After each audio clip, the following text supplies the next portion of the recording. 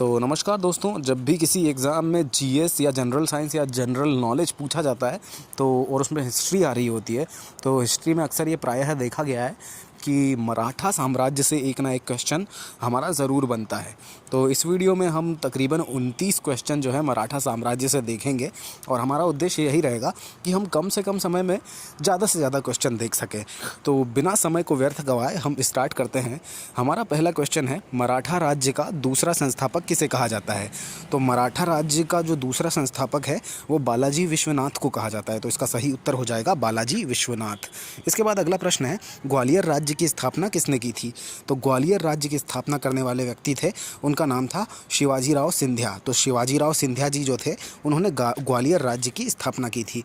उसके बाद अगला प्रश्न है, मराठाओं के बारगीगिरी गोरिल्ला युद्ध प्रणाली, छापामार युद्ध प्रणाली गुण का सबसे पहले और सबसे अधिक उपयोग किसने किया? तो मलिक अंबर जो थे उन्होंने मराठाओं के बर्गीगिरी गोरिल्ला युद्ध प्रणाली और छापामार जो युद्ध प्रणाली होती है उस बर्गीगिरी गुण का सबसे पहले और सबसे अधिक उपयोग किया। इसके बाद अगला प्रश्न है, किसके शासनकाल में मराठा प्रमुख संभाजी की हत्या कर दी गई? तो जो औरंगजेब का शासनकाल था उसके शासनकाल में जो भी मराठाओं के जो प्रमुख थे संभाजी, उनकी हत्या कर दी गई थी। तो इसका सही उत्तर हो जाएगा औरंगजेब।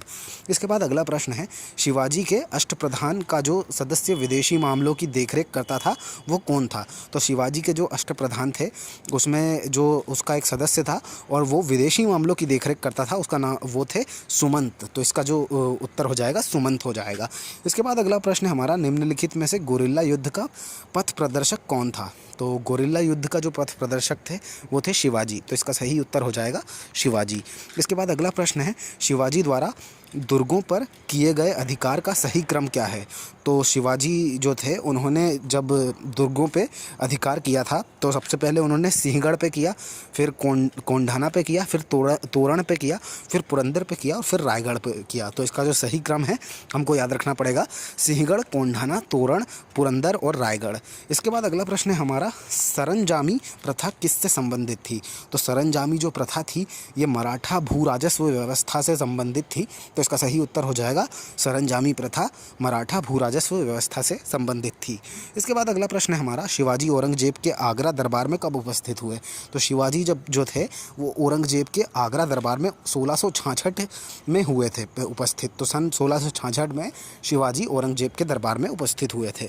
इसके बाद अगला प्रश्न है हमारा, शिवाजी को कर्म दर्शन का उपदेश देने वाले एवं शिवाजी के पुत्र संभाजी को मराठाओं को संगठित करने और महाराष्ट्र धर्म को प्रचारित करने का उपदेश देने वाले मराठा संत कौन थे? तो वो थे समर्थ रामदास जी। तो समर्थ रामदास जी थे, उन्होंने शिवाजी को कर्म दर्शन का उपदेश देने वाले वो व्यक्ति थे और उन्होंने ही शिवाजी के पुत्र जो थे संभाजी, उनको ऐसा बोला था कि मराठाओं को आप संगठित करिए और महाराष्ट्र धर्म को प्रचारित करिए। इसके बाद अगला प्रश्न है हमारा, शिवाजी मुगलों की कैद में से भागने के समय कौन से नगर में कैद थे? तो जब शिवाजी मुगलों की कैद से भागे तब वो आगरा जो शहर था वहाँ पे कैद थे। तो इसका सही उत्तर हो जाएगा आगरा। इसके बाद अगला प्रश्न है, पानीपत की तीसरी लड़ाई 1761 ईस्वी में किन के बीच में हुई थी? जो पानीपत की जो तीसरी लड़ाई थी ये पेशवा बाजीराव द्वितीय और अहमद शाह अब्दाली के बीच में हुई थी। तो हमको याद रखना है कि पानीपत की तीसरी लड़ाई पेशवा बाजीराव द्वितीय और अहमद शाह अब्दाली के बीच में हुई थी। इसके बाद अगला प्रश्न है, दास बोध के रचनाकार कौन है? तो जो दास बोध है उसके रचनाकार स्वयं समर्थ रामदास जी हैं। तो इसका सही उत्तर हो जाएगा समर्थ रामदास। इसके बाद अगला प्रश्न है हमारा, संभाजी के बाद मराठा शासन को निम्नलिखित में से किसने सरल और कारगर बनाया? तो संभाजी के बाद मराठा शासनकाल को बालाजी विश्वनाथ जी जो थे उन्होंने सरल और कारगर बनाया। तो इसका सही उत्तर हो जाएगा बालाजी विश्वनाथ। इसके बाद अगला क्वेश्चन है, लॉर्ड वेल्सली की सहायक संधि सब्सिडरी अलायंस जो है उसको स्वीकार करने वाला पहला मराठा सरदार कौन था? तो जो सब्सिडरी अलायंस जो था, सहायक संधि, इसको जिन्होंने सबसे पहले स्वीकार किया वो थे पेशवा बाजीराव द्वितीय। तो पेशवा बाजीराव द्वितीय इसका सही उत्तर हो जाएगा। और ये सब्सिडरी अलायंस किसकी पेशकश थी? तो ये थी लॉर्ड वेल्सले की। इसके बाद अगला क्वेश्चन है, शिवाजी के प्रशासन में पेशवा कहा जाता था। तो शिवाजी का जब प्रशासन होता था तो उस वक्त पेशवा प्रधानमंत्री को कहा जाता था। तो प्रधानमंत्री के समकक्ष जो भी पद था उसका नाम था पेशवा। तो इसका सही उत्तर हो जाएगा प्रधानमंत्री को। इसके बाद अगला प्रश्न है, शिवाजी के साम्राज्य की राजधानी कहाँ थी? तो शिवाजी का जो साम्राज्य था उसकी राजधानी थी रायगढ़।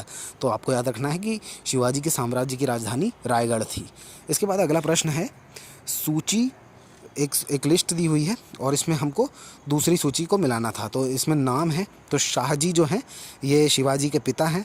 और मतलब ए अगर हम देखें तो शिवाजी के पिता 1 से मिलते हैं, तो ए जो है इसका उत्तर हो जाएगा। शाहजी जो है ये शिवाजी के पिता हैं और शाहजी भोंसले जिनका पूरा नाम है। और जीजाबाई जो है ये शिवाजी की माता है। और जो समर्थ रामदास जी हैं ये शिवाजी के आध्यात्मिक गुरु हैं।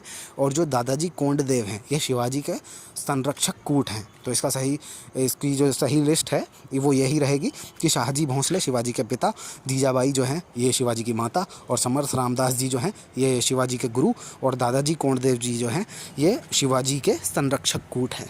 इसके बाद अगला प्रश्न है हमारा, मराठाओं ने सर्वप्रथम किसके अधीन कार्य कर प्रशासनिक अनुभव प्राप्त किया? तो मराठाओं ने सबसे पहले जो जिनके अधीन काम किया था वो थे देवगिरी के यादवों के अधीन। तो मराठाओं ने सबसे पहले देवगिरी के यादवों के अधीन रह के काम किया और उसके बाद फिर उन्होंने प्रशासनिक अनुभव लिया।